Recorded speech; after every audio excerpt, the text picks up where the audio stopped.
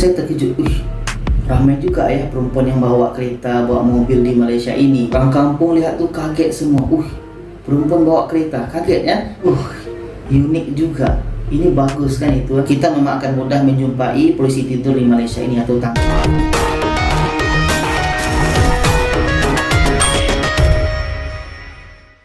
Oh hai, oh halo, hai semuanya, apa kabar kalian? Jumpa lagi bersama Misari. Semoga kalian yang menonton video ini tetap dalam keadaan baik-baik saja, tetap semangat dan selalu berpikiran positif. Oke, so di video kali ini Sari menemukan satu video yang menurut Sari itu sangat-sangat menarik ya teman-teman.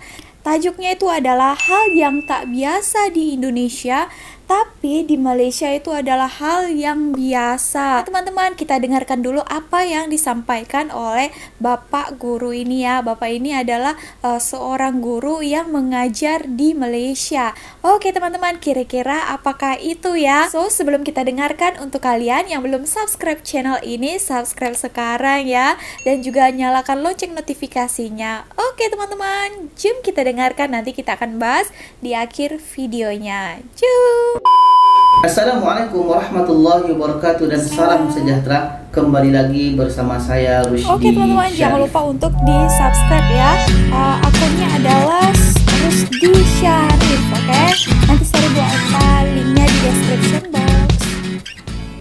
Baiklah penonton, apa kabar?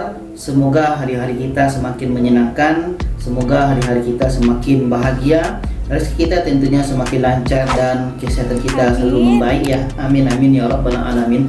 Jadi ini ada pertanyaan daripada kawan kita ini, daripada teman-teman kita ini, katanya bagaimana menurut pendapat abang kebiasaan orang-orang di Malaysia atau orang laki-laki di Malaysia atau orang perempuan di Malaysia tapi tak biasa kita temukan di Indonesia. Ini ya.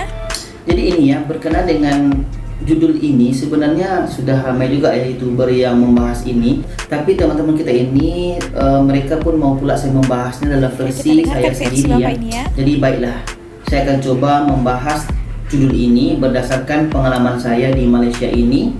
Seperti yang teman-teman tahu bahwa saya di Malaysia ini sudah 8 tahun daripada tahun 2012 ya. Jadi di sini ada 4 poin yang saya listkan di sini yang biasa saya temukan di Malaysia tapi tak biasa kita temukan di negara kita sendiri, itu Indonesia. Sebelumnya, salam damai Indonesia Malaysia.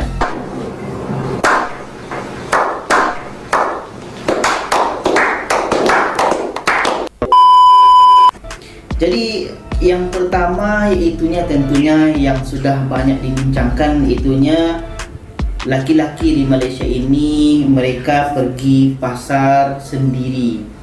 Di Malaysia ini akan banyak kita jumpai, akan banyak kita temukan. Kalau laki-laki di Malaysia ini kita akan banyak temukan, banyak jumpai. Kalau pergi pasar itu banyak juga laki-laki yang pergi ya.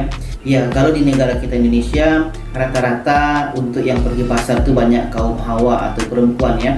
Ya, ketika saya tanyakan kawan yang memang orang Malaysia sini, yang warga negara Malaysia, memang ramai laki-laki yang pergi ke pasar untuk beli barang-barang dapur ini, rata-rata ya. Tapi kata kawan saya itu di negeri Kelantan sana, Kelantan ya, itu tepatnya di pasar Siti Khadijah, itu ramai yang pergi belanja itu perempuan. Ya, karena katanya di pasar Siti Khadijah yang ramai jualan itu memang perempuan ya. Ya, laki-laki memang agak susah kita temukan di sana.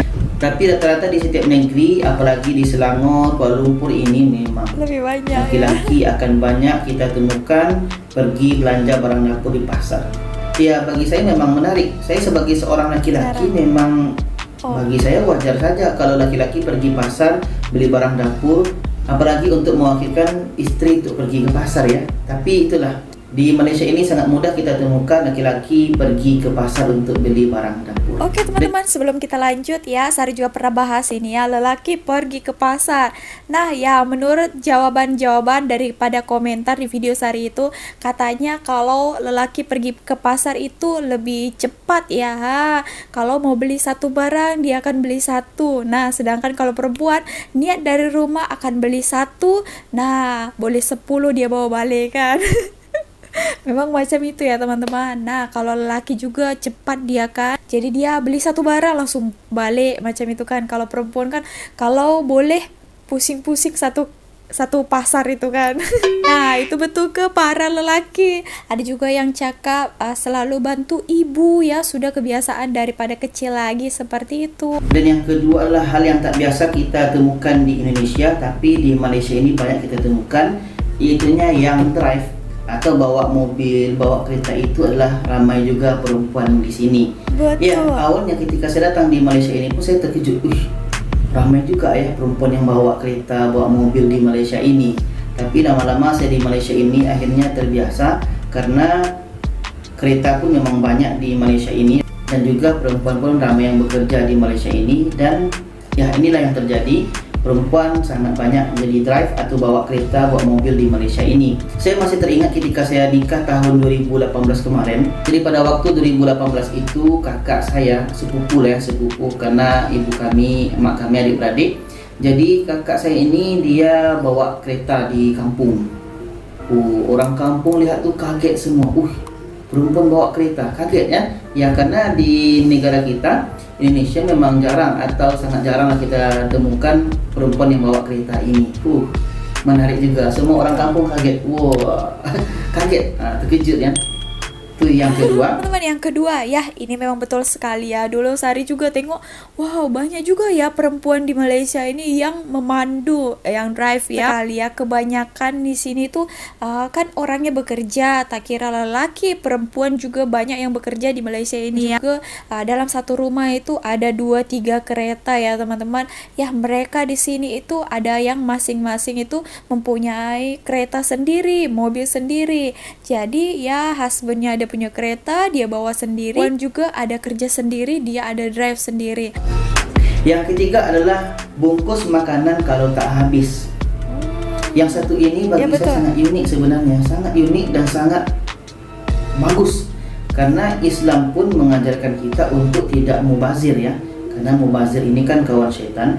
Jadi kalau di Malaysia ini mereka, orang-orang Malaysia ini makan di restoran kah atau di kedai makan atau di mana-mana, kalau makanan mereka ini tak habis, mereka akan bungkus. Contoh di kedai mama atau di mana-mana mereka makan, ketika mereka tak habis itu, mereka tidak segan-segan akan minta bungkus kepada pelayan atau orang yang melayani tamu-tamu makan ini. Jadi nanti mereka tak habis makan, mereka akan minta bungkus. Bungkus ini tak habis makan. Situ pun saya, unik juga. Ini bagus kan itu. Sangat jarang hal seperti ini kita jumpai di negara kita. Ya, ada satu-satu tapi bisa dihitung ya. Itu yang ketiga. Dan yang keempat ini lagi yang sangat menakjubkan bagi saya, yaitunya polisi tidur. Kenapa ada polisi tidur atau tanggul ya? Ini, kalau di tempat saya lah ya, atau tepatnya di kabupaten saya atau provinsi, polisi tidur itu atau tanggul itu hanya ada mungkin di kampung-kampung. Itu pun ramai juga yang marah dibuat polisi tidur atau tanggul itu. Kalau di Malaysia itu jangankan di kampung, di bandar-bandar. Saya duduk di Bangi ya. Di Bangi ini kita bisa hitung, di bandar, seukuran bandar itu atau kota, polisi tidur ya Allah, banyak. Kita memang akan mudah menjumpai polisi tidur di Malaysia ini atau tanggul ini ya. Saya terkejut ya, di mana-mana, setiap bandar ada. Jangankan kampung ya, kita tidak cerita kampung lagi. Saya cerita bandar sekarang. Kampung apalagi makin banyak. Ini pun di mana bandar, tanggul ini di jalan besar itu pun ada tanggul. Terbaik. Jadi itulah penonton, sahabat-sahabat sekalian, hal-hal yang tak biasa kita temukan di negara kita Indonesia itu biasa. Karena itu adalah culture shock atau kejutan budaya, dan setiap negara ini mempunyai hal-hal yang unik, dan setiap negara pasti mempunyai keunikan sendiri. Apa yang ada di Indonesia pun belum tentu ada di Malaysia. Ya, kita sama-sama belajar budaya. Orang Indonesia belajar budaya Malaysia, orang Malaysia pun belajar budaya Indonesia. Jadi itulah penonton sekalian, sama-sama kita makin menjaga ukhuwah ini, menjaga tali persaudaraan ini. Semoga Indonesia Malaysia semakin damai, semakin kuat perdamaiannya. Amin. Amin ya rabbal alamin. Jadi jangan lupa share video ini kepada yang lainnya supaya lebih ramai yang tahu. Terima kasih. Wassalamualaikum warahmatullahi wabarakatuh. Salam. Oke, thank you for sharing, Pak. Good job. Oke teman-teman, tadi kita sudah dengar apa yang disampaikan oleh Bapak itu ya. Ada kebiasaan yang baik juga ya.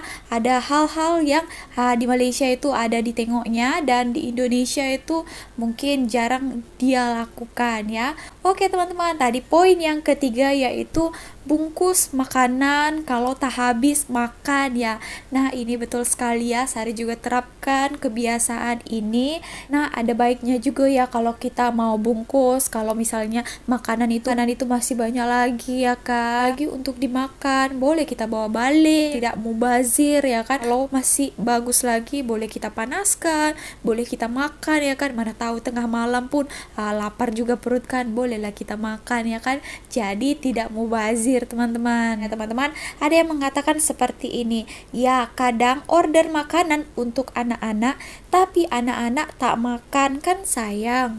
Betul. Ada salahnya kan, kita kan bayar daripada mubazir. Nah betul juga lah, ingatlah jangan kita mubazir makanan karena di luar sana masih banyak orang-orang yang tak dapat makan.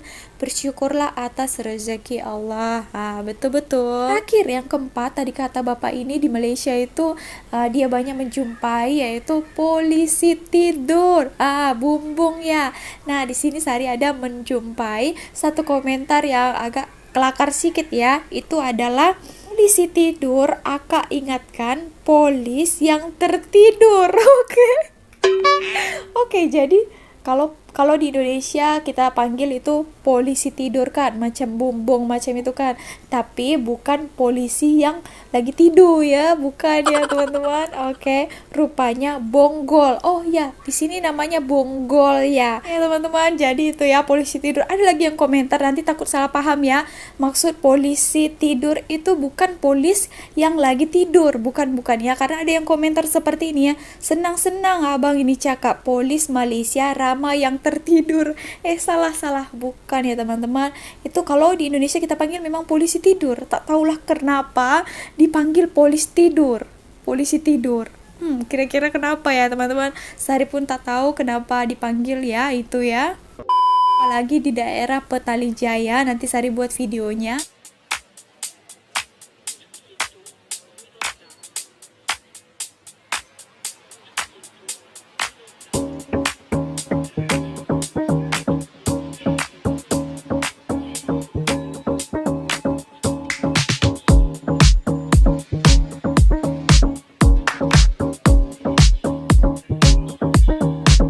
Bonggol itu yang kecil-kecil, nipis-nipis macam itu.